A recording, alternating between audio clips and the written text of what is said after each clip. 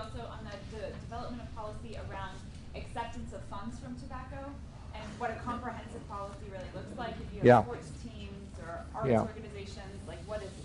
Well, your policies can be everything from a very mundane no tobacco use or smoking on campus and what that means, all the way to much more sophisticated policy that addresses not only sponsorship of activities by organizations of tobacco interests, but also addresses investment of the foundation and a myriad of other related issues.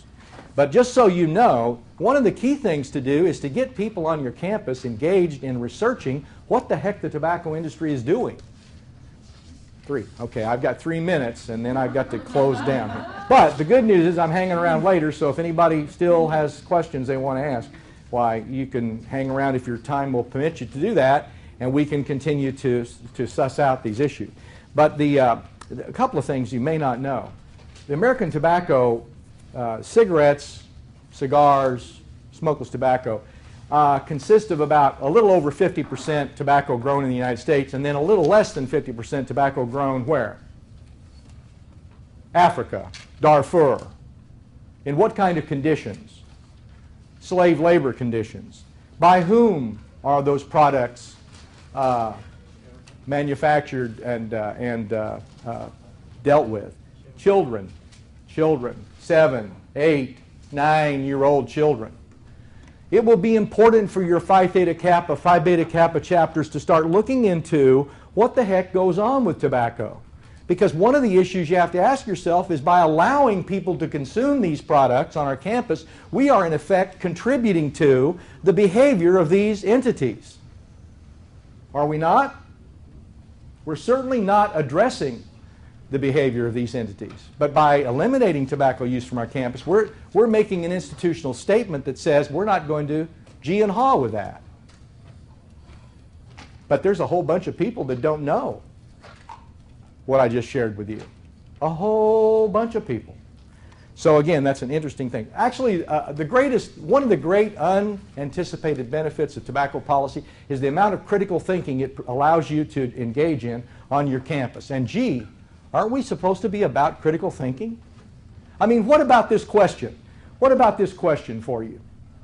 Knowing all that we can know about tobacco use, knowing all that we know about how tobacco is, how it works, knowing about how people use it, and knowing about the mission of our institution and its responsibility to teach and what our moral obligations are, what is the right thing for us to do with regard to tobacco use on our campus? How about that question? That's a good question maybe to end with. I will show you one more slide. We're doing a conference next October 11th through 13th. Be sure to check into that. It's going to be a big-time thing, I think. And it's the first one of its type that's going to bring people in from across the country to talk all about these kinds of issues. So you'll be able to talk directly with people who are engaged in these processes.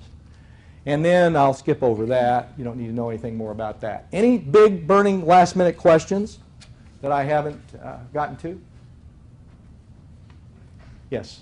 Quickly, the costs associated, you mentioned, for cleanup of the pollution, the litter that comes from smokers. Have you quantified that? Can you equate it to numbers of...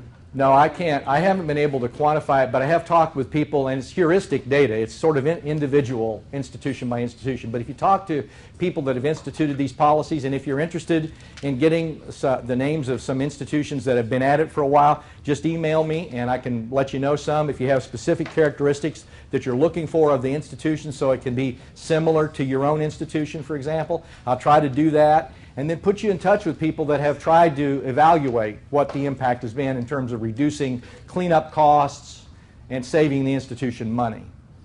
And we didn't get to signage a lot. The kind of signage I prefer, I recommend, is signage that can be moved around the campus and inside the building, not outside the buildings, but inside the buildings, because that kind of signage is, it's good to be able to move things around. And it's also helpful if you, as I said earlier, approach signage from the thank you, and we appreciate your cooperation. With that, I'm going to turn it back over to Molly, who has a few slides she wants to share with you about the health department, what she does.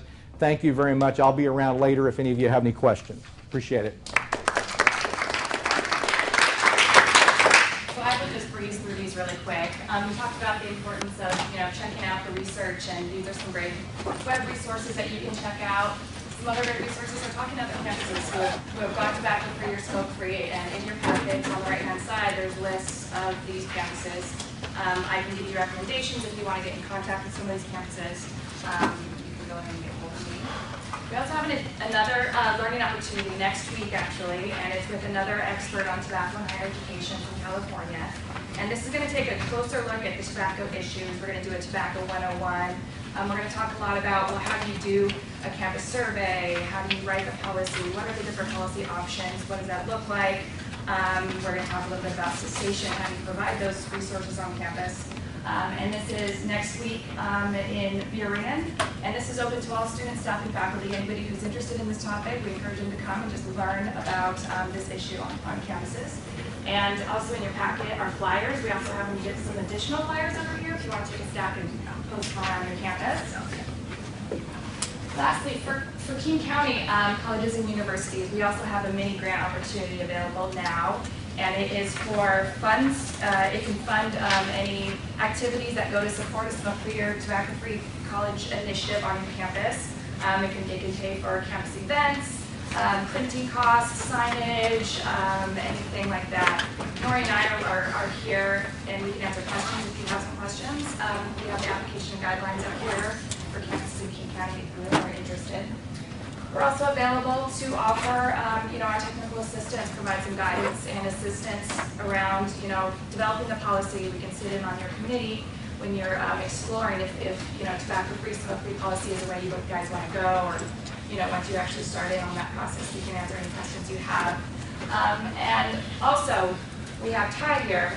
Today and tomorrow, we have some availability for King County campuses who are interested in having Ty come to your campus and talk and basically do whatever would be helpful for your campus. Ty, can you speak a little more about yeah, briefly, if you have a student group that meets tomorrow and you think it'd be helpful to sit down with some of the student leadership, if you have a committee of some sort that might be healthy or worthwhile for me to engage with them just about what's going on. If none of that is available and you just want me to walk around and kind of do an environmental assessment, identify where there are likely going to be some issues, and where there might be some things you'll want to anticipate dealing with. I've done a lot of work on campuses, so I think I could help a little bit that way.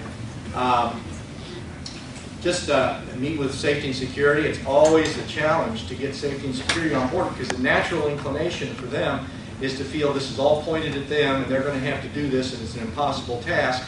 And so they're very negative in a sense, generally, to the idea of tobacco policy. But we can reassure them a lot by talking about how it fits into community policing and how we're really broadening the base of support across the institution and kind of mellow them out a little bit. And so those are some examples. Thank you.